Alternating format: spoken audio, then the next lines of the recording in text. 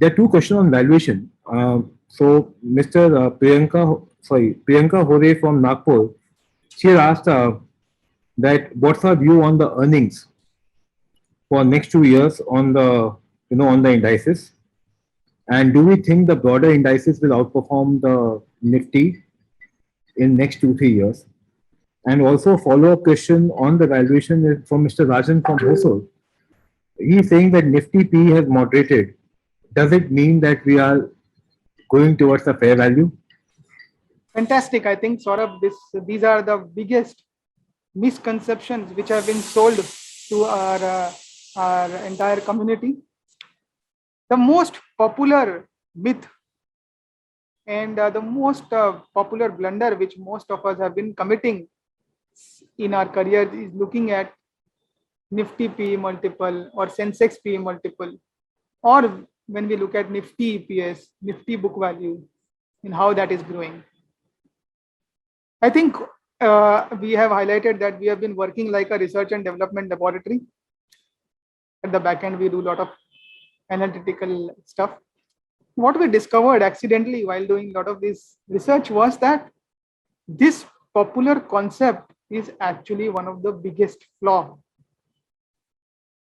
This is one of the biggest fallacies because there are arithmetical problems which is beyond the scope of this webinar. We cannot discuss too much in this, slightly more technical. But what I would like to highlight is that Nifty PE multiple or Sensex PE multiple can completely take you in wrong direction in terms of thought process. It can mislead you completely. For example, if the banks which trade at low PE multiples have a higher growth in earnings, Nifty PE multiple will appear to be cheaper. But remember, the fair PE multiple of Nifty has also reduced, and vice versa. Which means if let's say good quality companies, let's say FMCG companies, they experience a strong growth in earnings, what happens to their market valuations? They also go up. The exposure of these high quality expensive companies in the index goes up. Suddenly you will realize, or you will think as a investor, that Nifty P multiple has gone up, Nifty EPS growth has slowed down, and you will start taking your exposure out of the market. But that is a complete myth.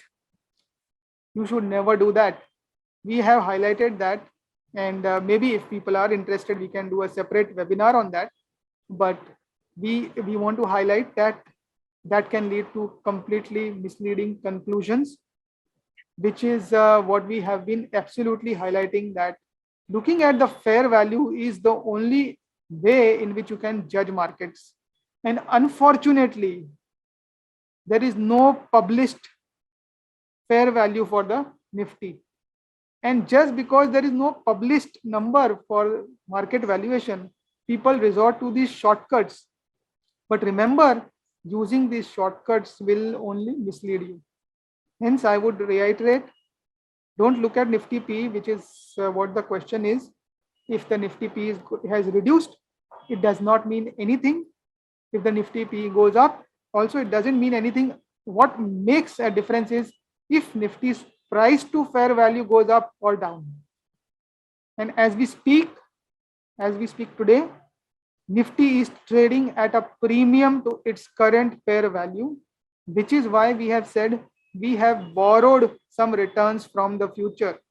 In April 2020, we had postponed some of the returns into the future, and now we have borrowed some of the returns, and hence the prospective returns are likely to be lower. In terms of, there was a question on about earnings growth.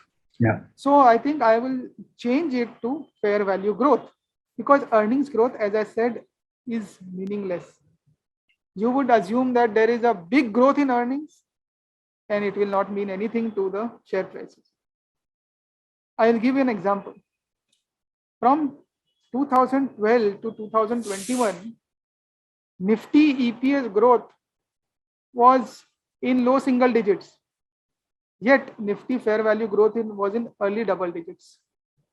Markets returns was almost in line with the changes in fair value.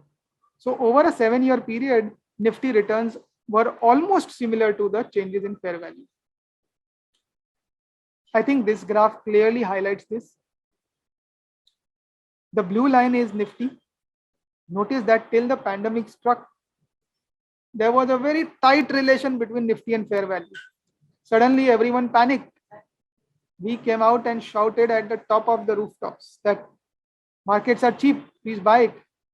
Our balanced advantage fund, which uses asset allocation as a lever, increased the allocation of equity from about 60% or 55% to 80%, which was the maximum which we could have taken it up to.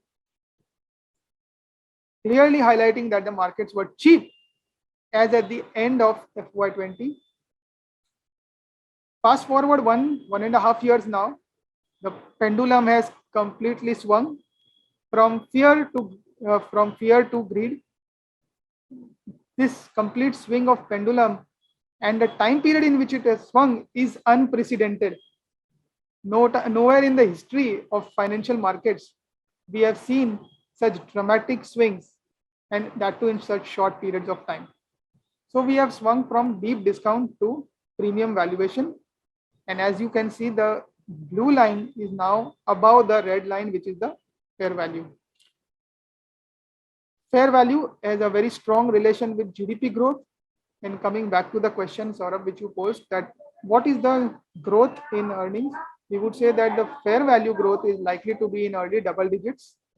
Difficult to predict the absolute number, but based on the current trends, it looks like that we should be growing at a reasonably good pace.